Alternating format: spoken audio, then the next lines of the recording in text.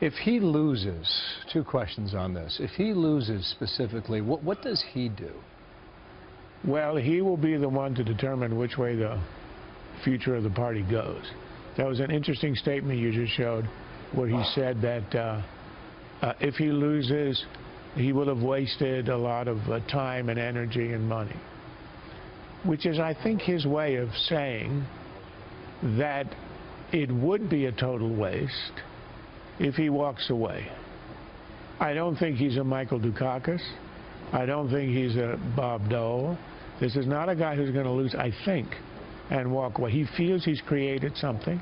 I think he's right about that. He created this populist movement, very unusual in U.S. history. It happens, but, you know, a generation or two separated from each other. And it changes the GOP if it goes from conservatism to populism. I think, this is a guess, of course it'll be his choice, he can walk away and the movement will likely wither until some younger, newer leader comes along. But I think he stays in the game. He becomes the kingmaker. If he loses by a respectable margin, say less than Romney did, or within that range, I think he becomes the de facto leader of the party. And I think Paul Ryan represents the older Reaganite consensus.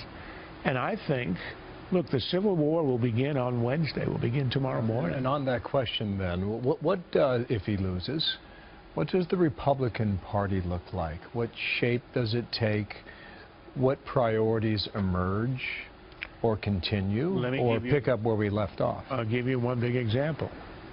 Paul Ryan has been obsessed, I think correctly, but obsessed with entitlements and deficits.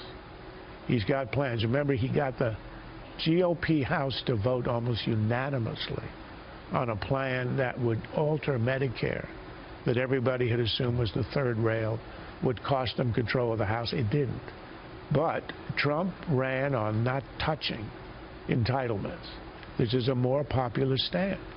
Now, I think that is one example of how the conservative, traditional, and now Paul Ryan agenda is in total conflict with what would be a Trump agenda.